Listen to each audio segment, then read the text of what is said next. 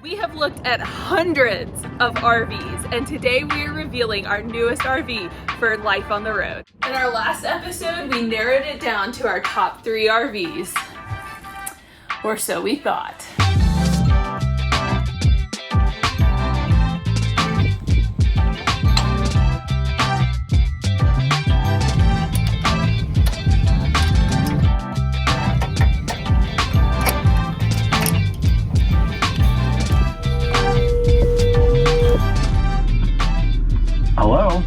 Hello, today is the day. What's that? You watched the RV Hunters episode, right? Oh, yeah. Well, today is the day I am picking it up and we're filming the reveal video, so you'll know soon enough.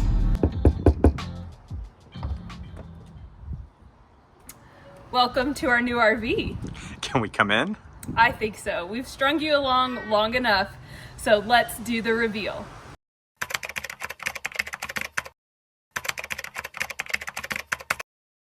I think we should scrap all of our plans and find a floor plan as close to the grand design that we really like as possible. Okay, let's do it. Let's do it.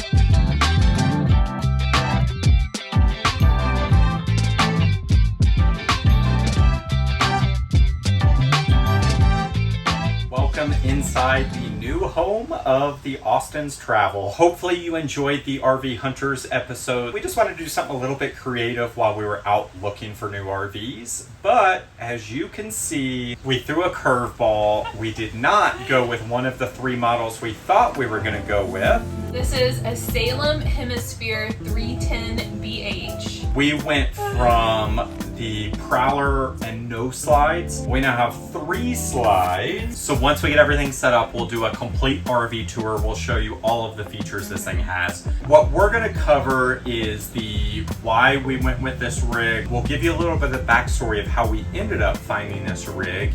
And we will cover the budget because, spoiler alert, we went over the budget a little bit. And we'll give you... Ray, that's a big waste of money. Oh, right. Everything I want's a waste of money. Don't be so cheap. It's not being cheap. It's living within a budget. Let's start with what we liked about this rig and what drew us towards this rig in particular. The pantry. So this is a very, very similar model to the Keystone Outback 310 BH. That was the remodeled one. The remodeled one. The difference is that the model we chose has the pantry space as opposed to that being like an open, like more open living area. That's the difference between this rig and the Keystone. You know what? Let's back up. Okay, so we talked about the 3 rigs that we had found that we really thought like one of these 3 are the ones we're gonna look for. Today we looked at the Outback, the older Outback with the huge bunkhouse and the double wide slides. Yeah. So that day we happened to be at a local RV dealer that specializes in grand design. And we happened to walk into that grand design that Lauren mentioned. A new 2024 30 some odd foot bunkhouse floor plan with 2 main living area slides. So anyway, we saw this grand design. It kind of, we both were like, wow, that is an awesome floor plan. Yes. We really like it. It was our favorite. It was just brand new at what, 60,000? The MSRP was 62, but they had it on sale for 54, I believe. But after we looked at the Outback, which was well within our budget, it was kind of what we thought we should go with. It just didn't quite feel like a home, and when you spend as much time in the RV as we do, you want to feel like it's your home because it is. And so I like half joked, hey, we should find that rig. And so we ended up getting on RV Trader that night, looking up floor plans that would be similar to that grand design. One of the ones that popped up was this Salem Hemisphere model. Long story short, we found a couple out in Illinois that was selling their RV. So we were able to do like a iPhone virtual tour. And they got out and like showed us the whole RV. We found a certified RV tech in the area that came and like checked out the RV front to back. I was like, yeah, it's in great shape. So we actually bought this RV sight unseen, but it came about because of that grand design that we were telling you about that night we were at dinner. Where I realized I was so spoiled. I'm really spoiled. This is what I'm learning with all of this. I think we should get the Outback because it is a very functional floor plan. However, I don't love that it is not updated, and the bathroom is about the same size as our current RV, which is one thing I really wanted to be slightly bigger.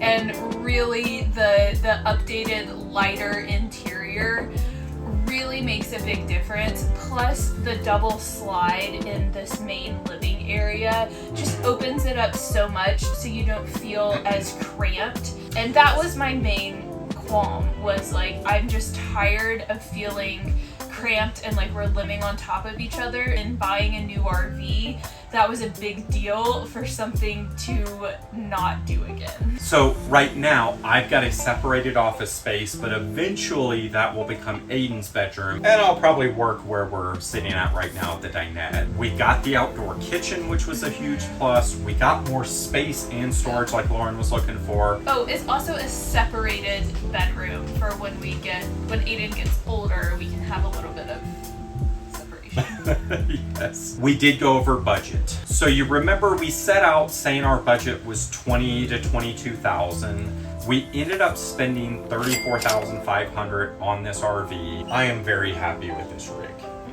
We met a lot of what we were looking for with floor plan. It feels nice and homey. I'll get a separated space behind the door so that I can work and Aiden can be out here or outside. I just think it's gonna work a lot better for our lifestyle, especially for the next few years. Let's tell you about some of our upcoming plans and what you can expect. We're here in Colorado Springs probably for the rest of the summer.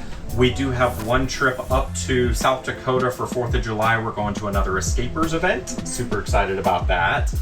But besides that, we'll mostly be here. It's been wonderful in the neighborhood. There's tons of kids for Aiden to play with. We are planning to take this new rig back on the road Labor Day weekend. We'll be releasing a couple of episodes in between that time period. We'll try and get back to some more regular episodes once we're on the road in September. And if there's anything else you'd love to see us do an episode on, please leave a comment down below. Let us know. We love hearing from you guys. If you enjoyed this, make sure to give it a thumbs up, subscribe so you don't miss any future episodes. Aiden and the babysitter are right out the door, so we're going to wrap this episode up, and we'll see you guys next time.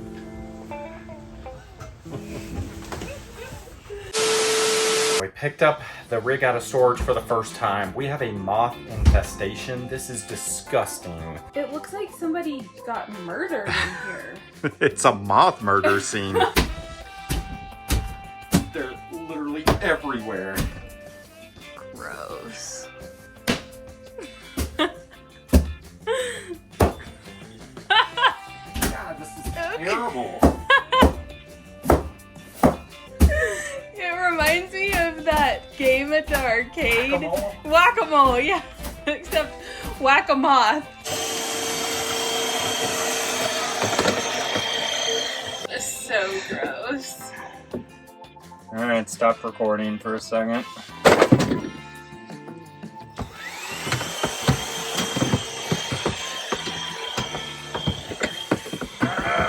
Got him. He's flying around in there, but I got him.